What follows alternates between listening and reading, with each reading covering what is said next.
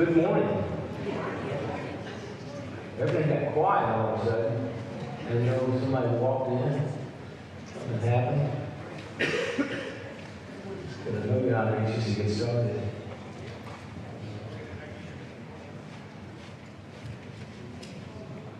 They tell me that sometimes I tend to drift off like that. So my wife is up here, and she'll tell me when that happens. So I'm going to try to keep my voice levels up. Up here, you feel like you're talking real loud, but I understand it doesn't come over that way out there. But anyway. All of you have heard about AI, artificial intelligence, hadn't you? It's like all over the news now, and they talk about how kids are using artificial intelligence to write term papers and things of that. So, Roger, this week I was thinking, we ought to use artificial intelligence to do this class for us. And in absence of intelligence, we ought to use artificial intelligence to do this class for us. So I went to ChatGPT. It's a app for artificial intelligence. You can ask it questions, and I've used it before. It's pretty interesting. You can go in, ask it questions, tell it to do something, and it gives me back some pretty good information. I would not rely on everything artificial intelligence tells you, but it gives you some pretty good information. So I went to artificial intelligence. I went to ChatGPT, and I said, what happens when we die? I want to see what artificial intelligence told me. So it says, well, Christians believe this, Hindus believe this, Islams believe this, and then it goes through a lot of stuff. And then it finally concludes with this statement. It is a question that has fascinated humanity for millennia, inspiring countless cultural, religious, and philosophical explorations. Boy, that's a catch-all, right? Ultimately, what happens after death remains unknown and may be subject to personal belief or speculation. Now, wait a minute. Is that not a cop-out answer? Because last week, did I not say, in the absence of knowledge, there's always speculation. In the absence of communication, there's always conjecture. And what we're trying to do in this class is tell you what the Bible says to eliminate a lot of speculation. And it may be subject to personal belief. What happens after death is not subject to your personal belief.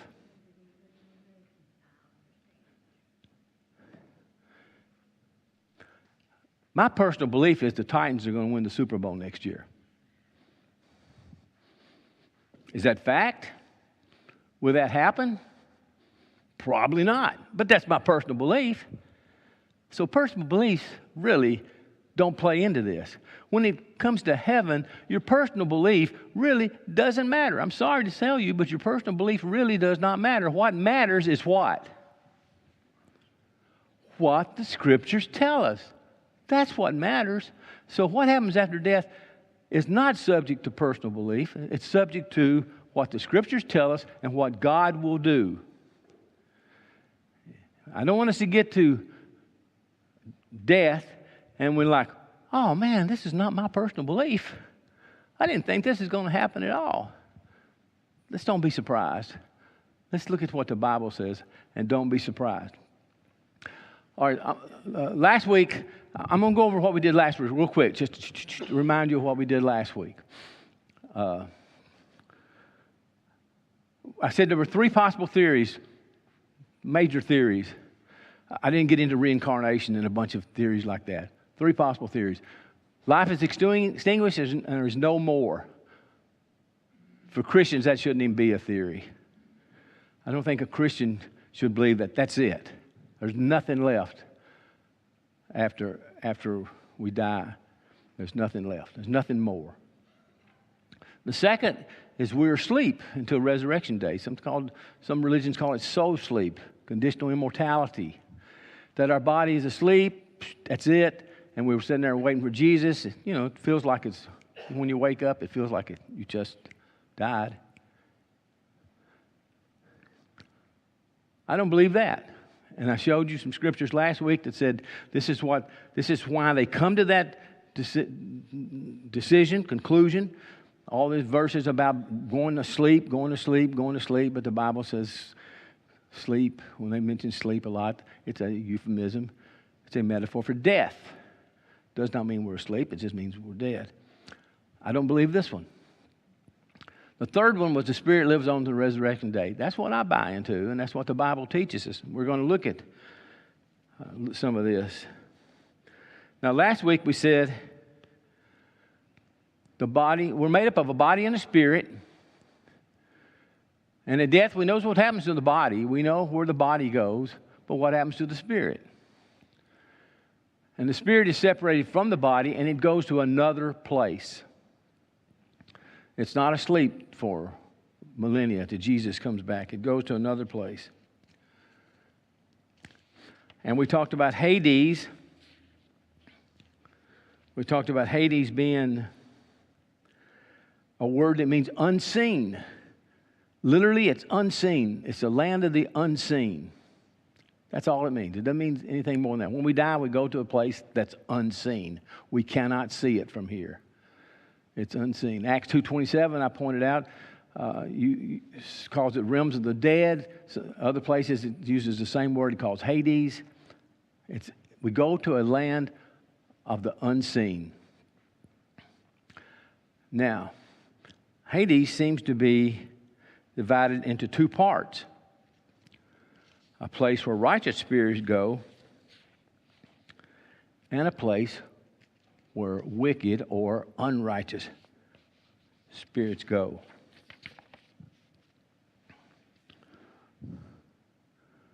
So where do righteous spirits go? This is where we're going to spend most of the time today. Where do righteous spirits go? Hades, we call it, the land of the unseen. It's a present heaven, not to be confused with the permanent heaven. You can call it an intermediate heaven if you want to. You can call it paradise, and I like that word. I like that word. Now, if you say when someone dies they go to heaven, that's fine. I used to be bothered when I hear people say, well, he died, they're going to heaven. That's fine. If you want to say when they die they go to heaven, that's fine. It's not the final heaven. That's all. That's what I just want to point out. It's not the final heaven. It's an intermediate heaven. It's a temporary heaven. And Jesus called it paradise, so I like the word paradise. And we're going to look at paradise. Now, where do the unrighteous spirits go then? If there's two distinctions, where do the unrighteous spirits go? Well, they go to Hades as well. But it's a separate region of the unseen. It's still a land of the unseen. We don't see it. And they go to a place that's also called torment. And we're going to look at that in a little bit later. Let's talk more about where does the righteous spirit go. This is the cartoon that Roger mentioned. I happen to have this cartoon. It's a Gary Larson Far Side cartoon. Here's this guy up on a cloud with angel wings. And he said, man, I wish I brought a magazine.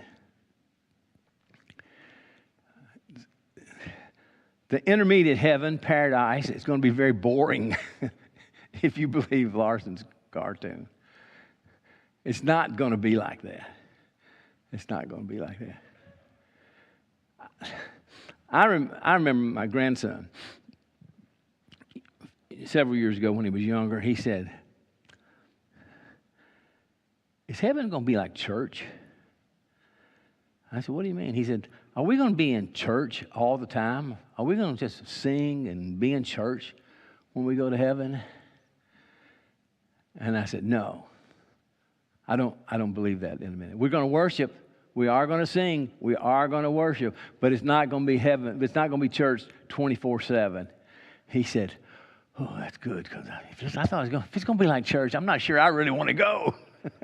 And I think a lot of people think that way, don't they? I think a lot of people, when they think of paradise, when they think of heaven, they think, oh, man, it's just going to be church 24. That's why a lot of people don't like to talk about heaven, don't like to think about heaven, and they've got it wrong, I think. All right, look at this chart. This kind of sums up everything I've said in 2 weeks in one chart here. This is us now. We're in the land of the living. This is us. There are two kinds of people in this world.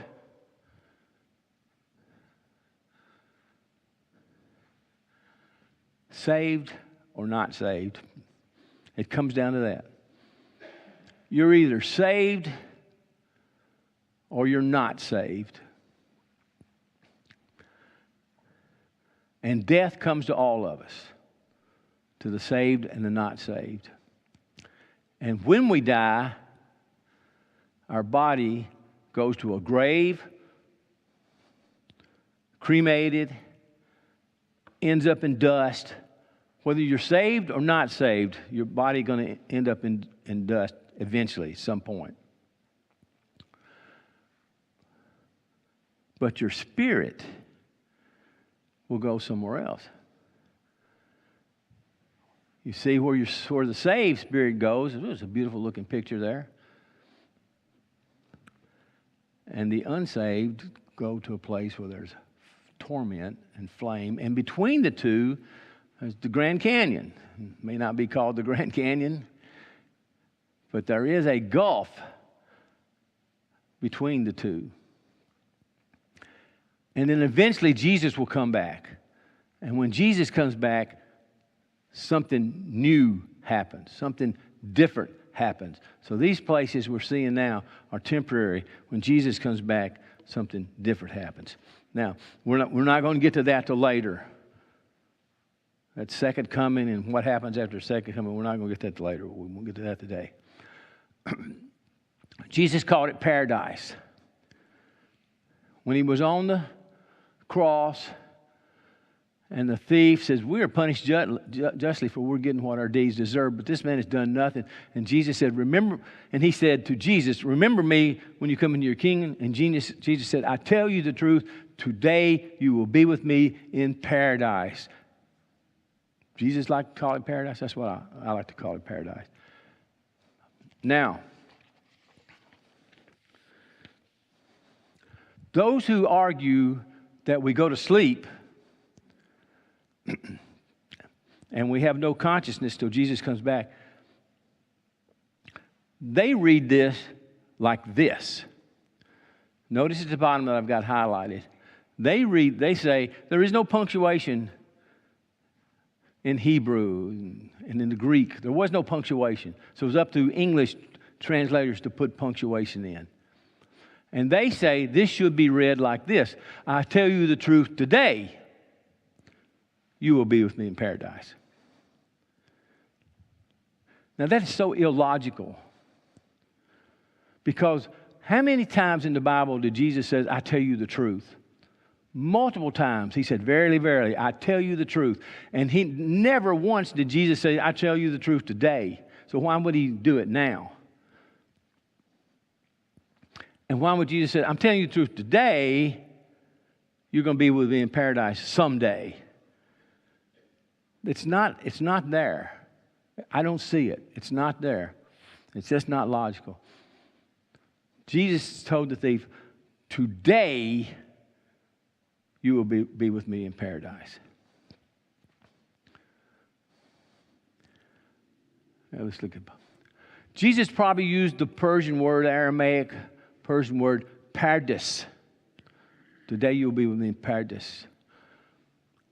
It's a hunting ground, a preserve, a park, a garden.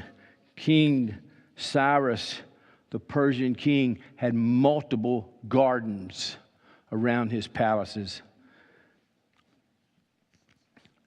And the Greek word, when the Greeks translated the Bible into their Greek language, the Septuagint group that did that, they used the word paradisa, which means the same thing. It's a walled or closed garden.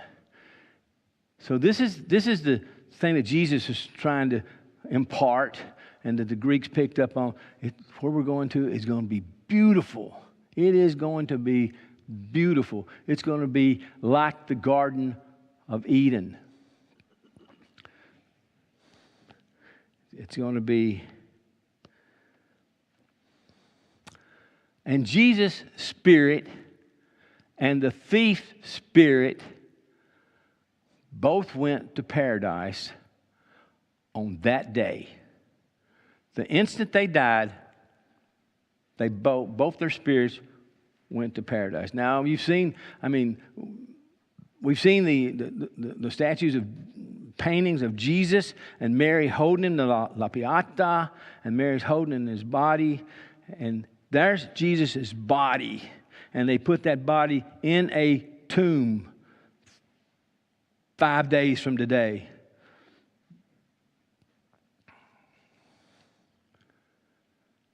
But his spirit went to paradise. The difference is Jesus' spirit returned to his body.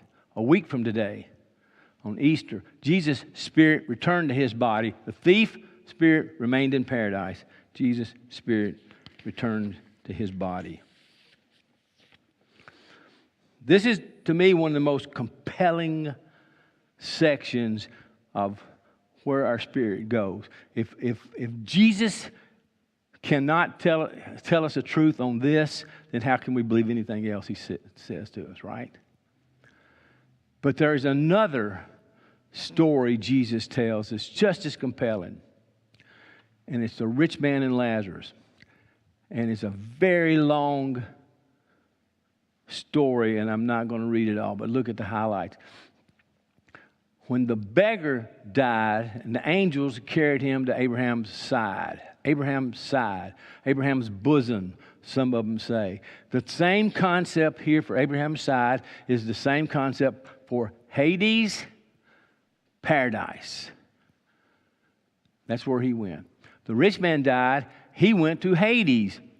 Both of them went to Hades. The beggar went to Abraham's side, paradise, and the rich man went to torment, the torment section of Hades.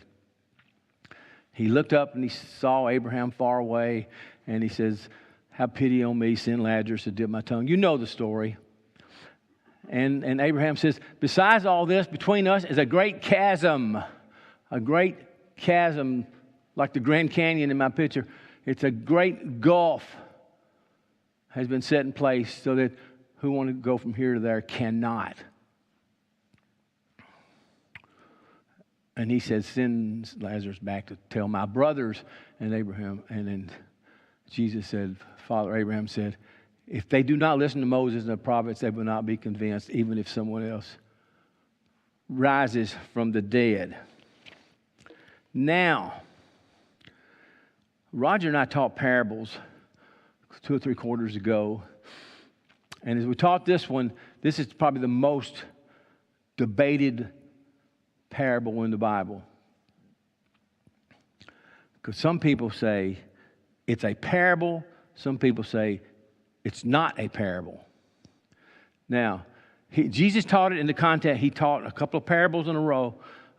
He taught it, and he taught this one in the context. And he's talking to the Pharisees, and he's really trying to make a point to the Pharisees. And see, when you study parables, Jesus tried to make a point, and he would use a setting that they were familiar with, and he would try to make a point. He didn't always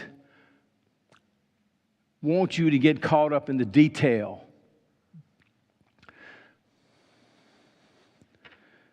Did the Good Samaritan really happen? Maybe, maybe not. Did the prodigal son really happen? Maybe, maybe not. Jesus was trying to teach a point, trying to teach a message, and he told these stories, these analogies, these allegories to get apart his message. And in this parable, he was trying to get this message. He was trying to warn the Pharisees and other people about putting all your trust in worldly riches. When you look at this parable in the context, that's what he's saying. He's trying to teach them about worldly riches. And he's saying, we have a responsibility to those who are less fortunate. And he's saying the scriptures are sufficient to lead us to repentance. The Bible tells us everything we need to know to get repentance. That's the point of this parable. No one else is coming back to tell us anything different, anything new.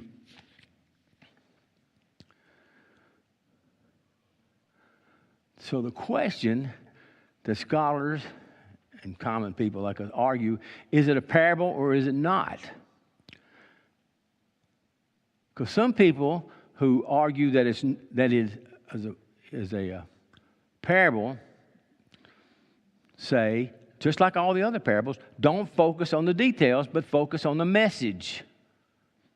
Because that's what typically you do with parables. Don't focus on the details, focus on the message. This is their argument. And they say, how could heaven be enjoyable? If you can see and hear people in torment, how could heaven be enjoyable? And heaven is supposed to be enjoyable. It's supposed to be a paradise, a garden. And how would it be if you could see and hear people in torment? So they're saying, so this is not true. It's just a story, and that's all it is. But there's those who say, wait a minute.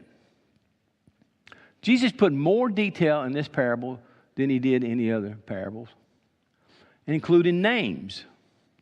No other parable does Jesus mention a name. This one, he actually mentions a name, Lazarus. And this is not a typical parable setting. He usually, when he gives parables, he talks to people about a setting that they can identify with soil, with sheep. This one, he uses another setting. And this matches what Jesus said in Luke 23 that we just looked at about paradise. So they argue that it is not a parable, that Jesus was not telling a parable.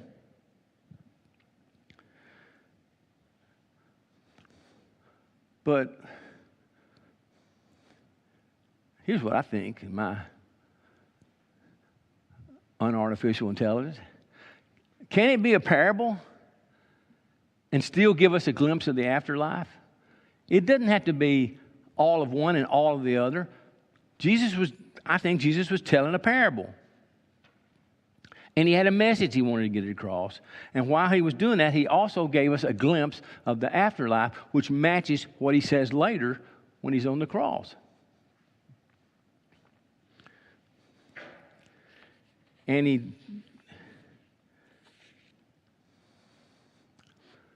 in this parable, he implies that there are two distinct regions where we go when we die. Righteous spirits go one place, unrighteous spirits go another place. So he points that out.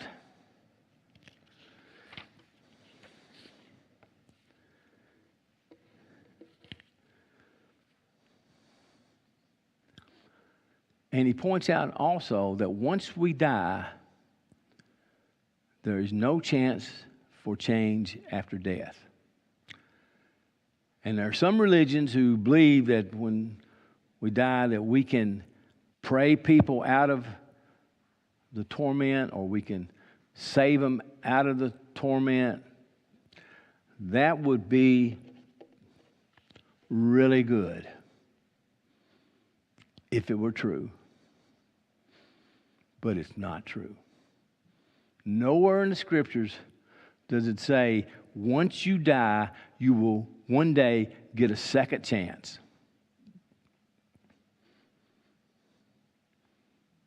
It's now or never. When you're saved or you're not saved. Now,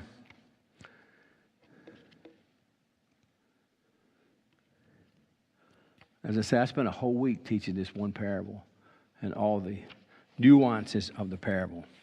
And so I'm not going to do that now. I don't have time to do that now. It's very interesting, I think. But I think we can see meaning in the detail. Unlike a lot of the parables, we can get meaning out of the prodigal son, can't we? Out of all the details in the prodigal son. We don't just look at the message and ignore some of the detail because there's a message in the detail, isn't it? There's a message in the father, there's a message in the son, there's a message in the brother. So just to say that Jesus' parables are not meant to look at the detail, I think is inaccurate. And I think in this parable, Jesus is giving us some detail. He's giving us some detail.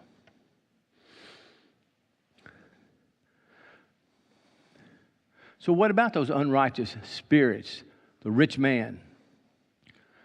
Well, in 2 Peter, he's got an interesting thing here. He talks about those who follow shameful ways bring the way of truth into disrepute. And he says toward the end there in verse 4, "For if God did not spare angels when they sinned, but sent them to hell, putting them into gloomy dungeons to be held for judgment." So Peter is saying God allowed angels, when they sinned, to go to hell. And I got that underlined. If God would not spare an angel who sinned, why would he spare us when we sin? Now, I have the word underlined, hell.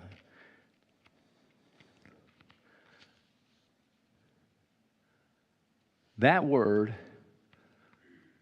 is a Greek word, Tartarus. Tartarus. In the Greek mythology, again, Tartarus is a place of pain and punishment. And when this was translated by the Septuagint, they used that word Tartarus, which meant the dark side of Hades. It is not the hell that we normally accustom. There is a hell, but that's not what he's talking about here. And the rich man went to this dark place. The rich man went to this Tartarus, a place of pain and torment. Now, Jesus, 11 times, Jesus talked about hell. And he used this word, Gehenna. And it's a word that's derived from the Valley of Hinnom, which is below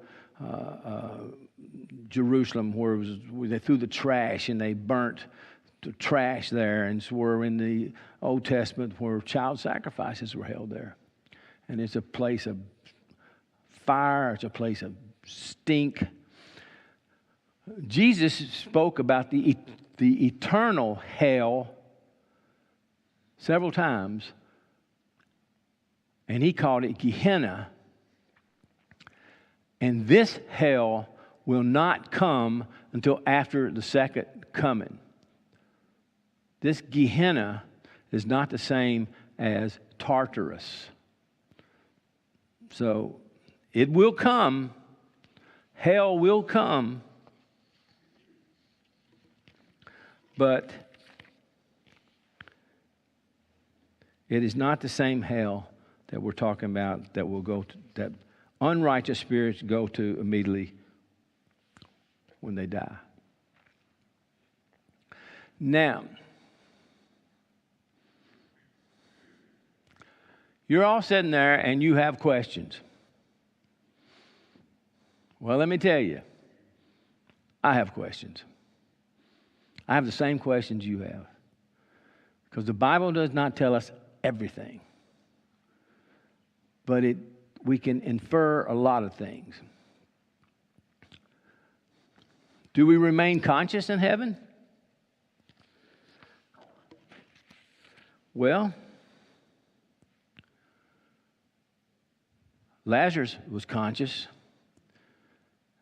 in his part of Hades. The rich man was conscious in his part of Hades.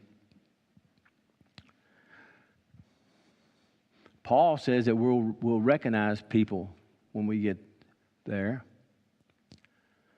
Jesus told the thief, "Today you will be with me in paradise." If we are not conscious, how will the thief recognize Jesus in paradise? How will Jesus recognize the thief in paradise? So we are conscious. Do we see what's happening on earth? I think so. The rich man saw what was happening on earth. He knew what his brothers were into.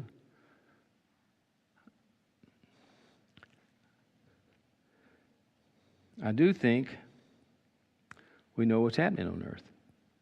1 Samuel 28, Saul makes the unwise move of going to a medium, and the medium summons Samuel, the prophet Samuel, who has died and whose spirit is now somewhere else.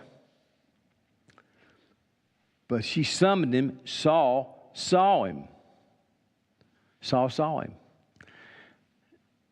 Did he return from paradise and Saul saw him? I don't know.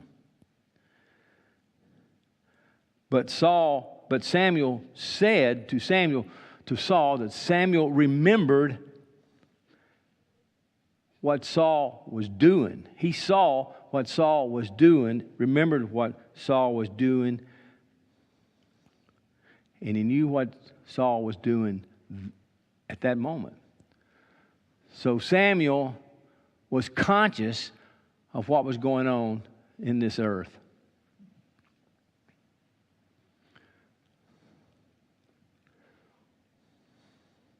I will address this here again in a minute. How can it be heaven if we're aware of bad things happening on earth? That's what some people ask. How can we be in heaven if we know bad things are on earth? How can you call it heaven?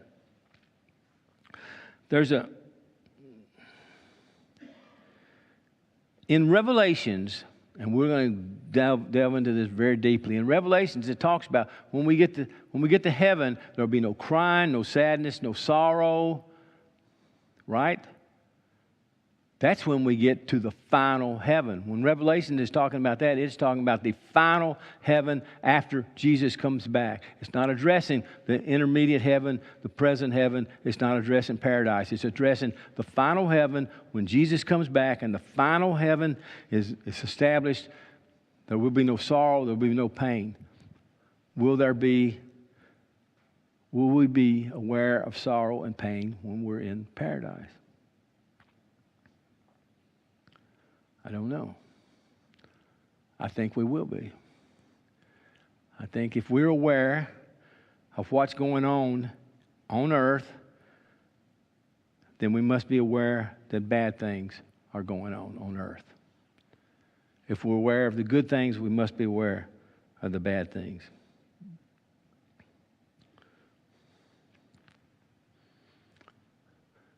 Do we have a body in paradise? We've talked about spirit. A lot of people don't even believe we'll have a body in the final heaven. There's a verse where it says God is spirit. So if God is spirit, we all must be spirit, and we won't have a body. But I don't think the Bible teaches us that.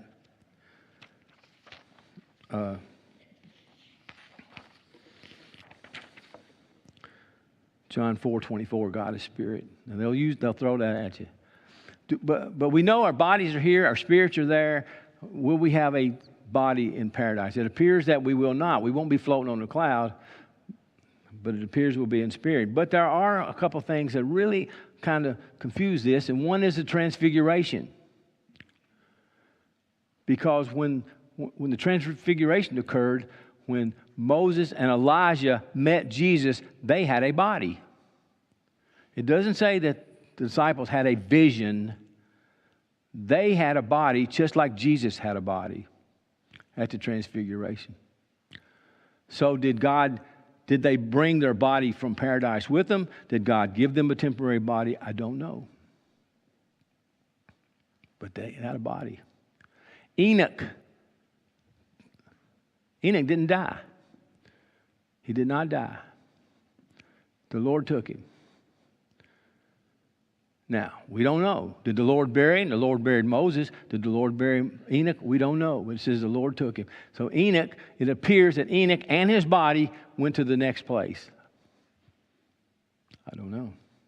Elijah did not die. Elijah was carried off in a chariot, body and all. Is he in paradise in his body? Is he in paradise somewhere else? When he came to the transfiguration, he came in a body. I don't know. I don't know. Do we have a body in paradise? I don't know, but I do know our spirits will be in paradise. Well, let's look at one other thing. The tree of life. The tree of life was put into the Garden of Eden. The Garden of Eden was a real physical place. The tree of life was a real physical tree. And in Revelation 2:7, I will give the right to eat from the tree of life, which is in the paradise of God. So this real physical tree, John says, the tree of life is in the paradise of God. And later in Revelations, when the final new heaven is set up, guess what appears again in the final new heaven? The tree of life. A physical tree then, a physical tree then, a physical tree now, I don't know. But we know it will be a physical tree again when the new heaven is set up.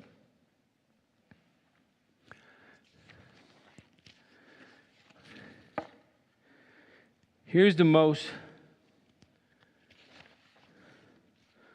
confusing question.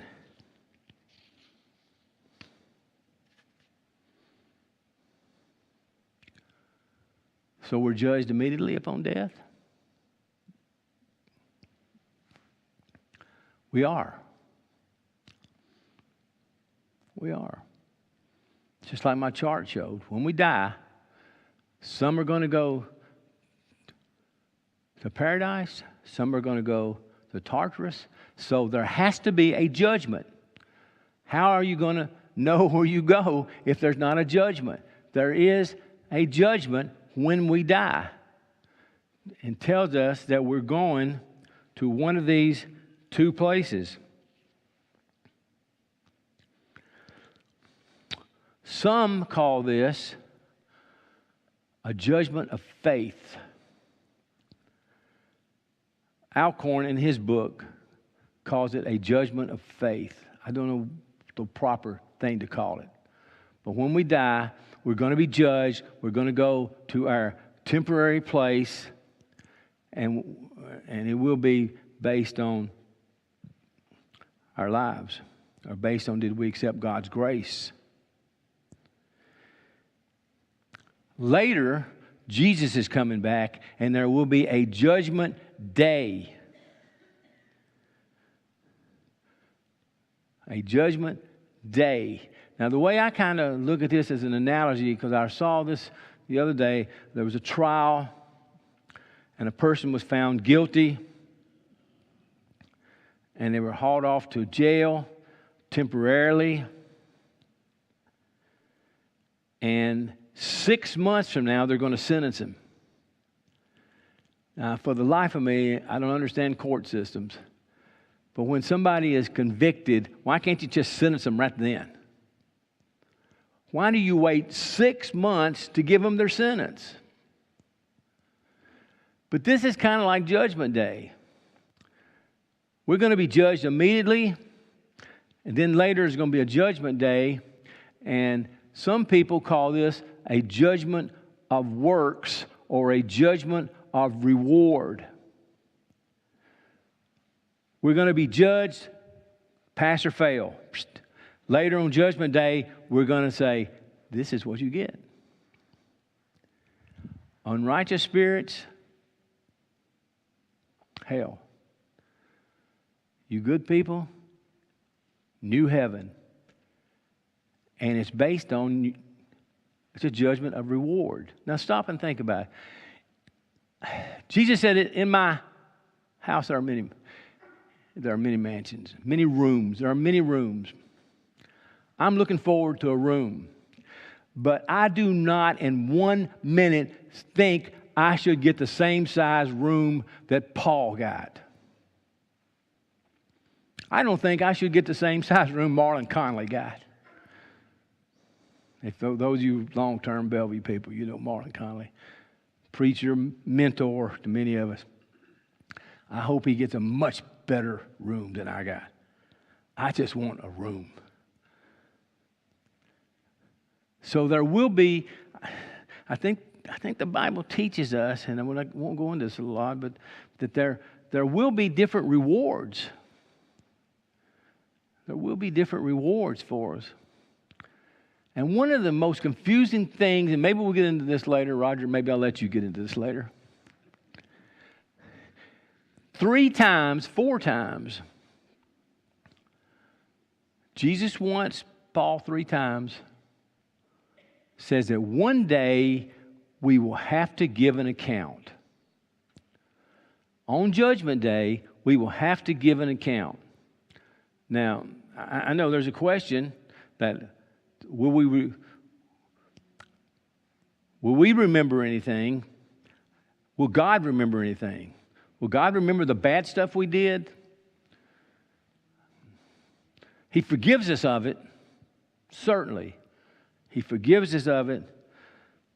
Will we remember it? How can I give an account if I don't remember it? I can't tell you what I ate for breakfast yesterday morning. I can't tell you if I ate breakfast yet. I can tell you the last time Tennessee Vols won a national championship, but I can't tell you what I did last week. But I'm supposed to give an account.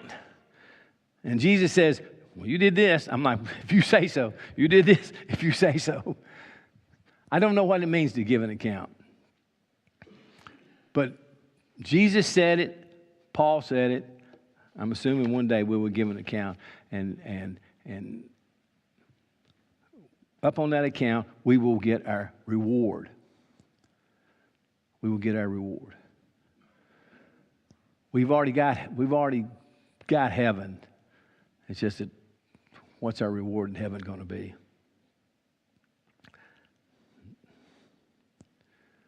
Where is paradise? Where is this place we call paradise? Stephen saw Jesus. Was it in paradise? Paul said he went to this place. He went to this place. He saw things he can't talk about.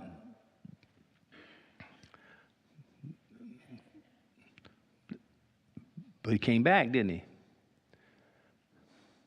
An interesting story is in 2 Kings 6. You might remember when all the soldiers in the world are surrounding Elijah and his servant Gehazi, and God and Elijah prayed to Gehazi to open his eyes and let him see. And when he opened his eyes, he saw chariots of angels all around him.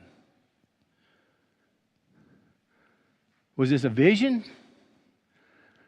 Or were they really there? Are they really there now? Are there angels all around us now? I think so. We can't see them. Is paradise a part of our universe? Is it another universe? If you read scientists and science fictions, they'll tell you there are multiple universes out there. I get so confused when they talk about multiple universes. I get so confused when I go to a Marvel movie like Spider-Man and there's multiple universes. Forget it. I can't buy this concept if there's multiple universes around us. But it very well may be possible.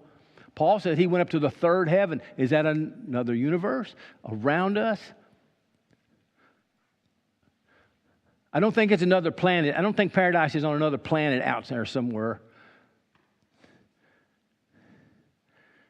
It must be in a dimension that we don't see, called the unseen. Where is it? I don't know. I don't know where it is. The Bible is not really clear on that. But Paul saw it and Stephen saw it. Paul went there and he came back. One of the other final questions that is confusing. is, will Jesus be in paradise? We know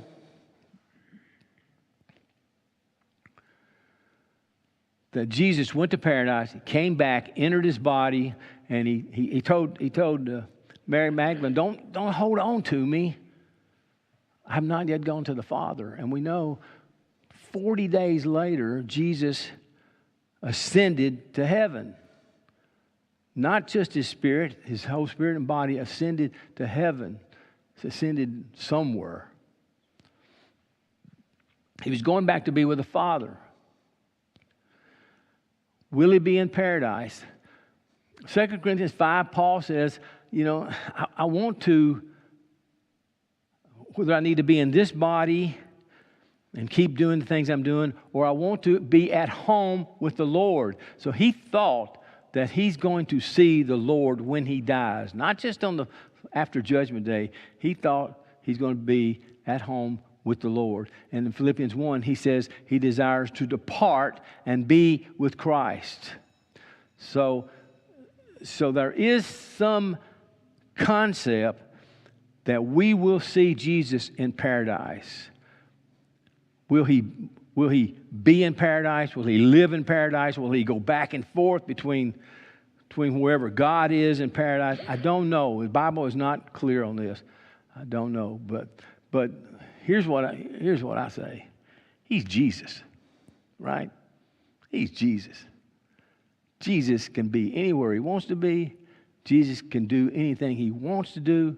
If he wants to be in paradise, he'll be in paradise. If he's somewhere with God, he'll be somewhere with God. If he wants to go back and forth, he'll go back and forth. He is Jesus. And we have to have faith in Jesus. So Roger always likes to, when we talk philosophical, over a cheeseburger and milkshake, we have our best philosophical. He always likes to say, what does it all matter? I think it matters that we know speculation from fact. I think that matters. If we know fact, we'll speculate less. I think we need to be confident that when we die, we are going to paradise. We need to be confident in that. And we don't need to be scared of death.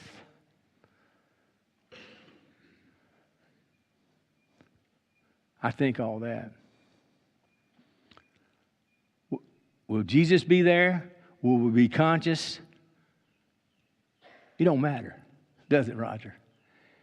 It really doesn't matter. If there's a question that I can't answer,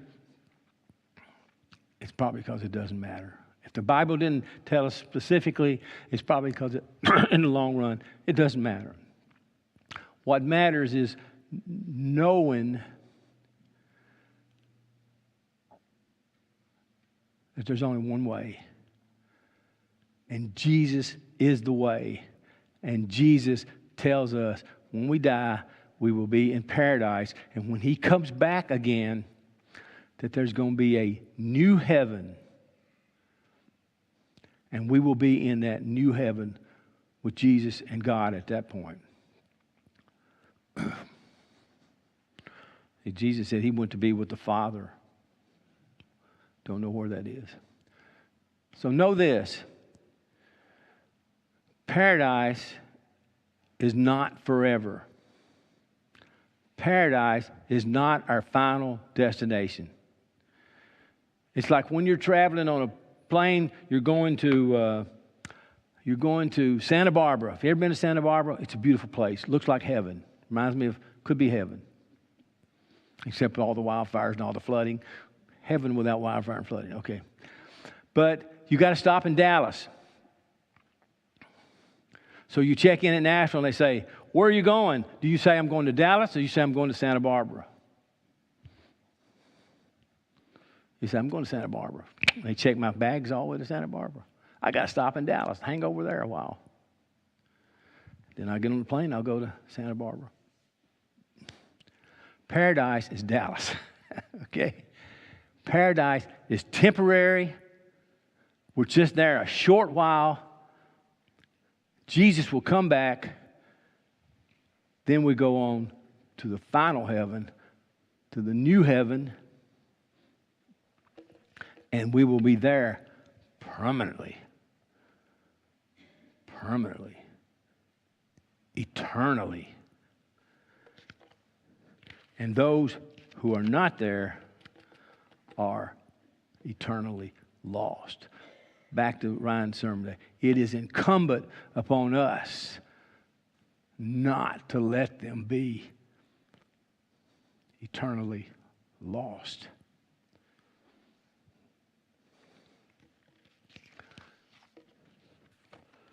All right, that's where I'm stopping. Next week, Roger's going to answer all these questions for you. And if you have questions, email us, text us. We'll kind of look them up and see if we can find answers to them. And we'll get into some of this I talked about today. We'll get into a little bit more Judgment Day as we go along into the quarter. Thank you very much. I appreciate your attention.